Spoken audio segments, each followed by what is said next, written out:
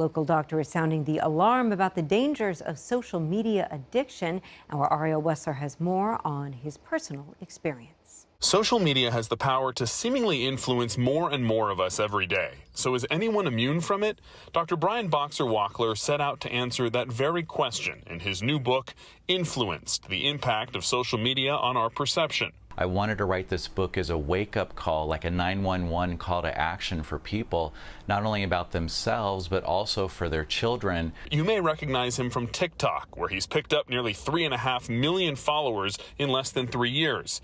Dr. Brian, as he's known, is a Beverly Hills eye surgeon who joined TikTok during the COVID shutdown at the urging of his twin teenage daughters. I really found my niche in terms of finding the viral videos that were happening that had information that was totally bogus. Or in Gen Z terms, CAP.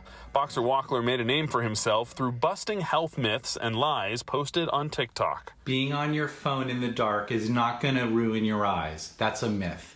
But he himself quickly fell victim to the addictive nature of views, likes, shares, and followers. It was interfering with my relationships with my daughters and also with my wife. My daughters would be wanting to talk to me about their day, which for teenagers is already really rare. But I would be just like so into my phone, my iPad, and just not even really listening to them. He says it got to the point where his wife and children actually had to sit him down for an intervention. He says the biggest mistake parents often make is not looking at their children's social media apps. So they're just like running loose in a totally new wilderness, and you have no idea if they're going to be susceptible to some really harmful influences. Boxer-Wachtler says kids can't self-regulate very well because their brains haven't developed that capability yet. And research shows parents who are using the apps themselves will have an easier time talking to their children. Then you can talk to your kids from that position of credibility. Like, yes, I'm on TikTok. I've seen it. I'd like to see who you're following. Let's take a look. Just like if you're going to have your kid go out to a park, you're going to want to know about that park before you let them go. He warns just because a video has millions of views doesn't mean the content is accurate. Social media is like fire. It can be used for illumination, but you can also badly burn yourself. A lot of critical thinking skills have checked out at this point, and that's why I wrote the book. A modern-day guide to helping people navigate the unpredictable and persuasive power of social media, for better or for worse.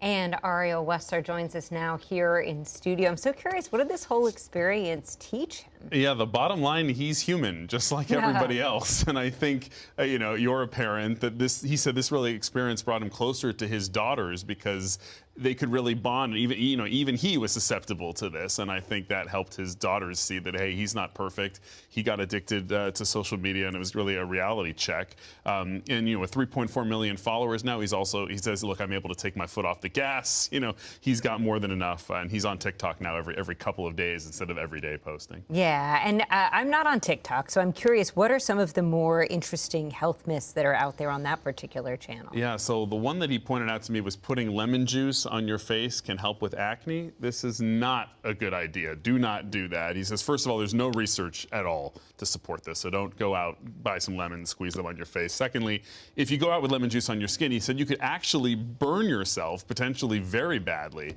and you may see some of those videos from folks who have done that on social media. But Alex, this just reminded me, I mean, I've done several stories in my career. One that came to mind was kids who were doing their own orthodontics by watching YouTube videos and then putting rubber bands in their mouth to actually try to shift their teeth instead of going to the doctor. I did a story talking to a dentist who was like, I now have so much more work to do because of what the kids have done. And, you know, we've heard of the Tide Pod Challenge, and so there's no shortage of stupid things that people can do on social media. See, Ariel Wessler, what we parents are up against today, man. And Scares me. I'm not a parent yet. Yeah. Well, what advice does he have for caregivers? Yeah. So he warned, you know, do not take social media away cold turkey. This may sound kind of scary hearing about this at first. You're like, no social media. He says, don't do that. Set time limits, and we've actually seen some of the apps start to do that. So TikTok and Instagram, within the app, they actually have time limits that you can set yourself. Be aware, he said, especially having two twin teenage daughters, of beauty imagery on social media. He goes, kids are 200% more likely, he told me, to have an eating disorder if they're glued to these perfect body images that they see. So be aware of that.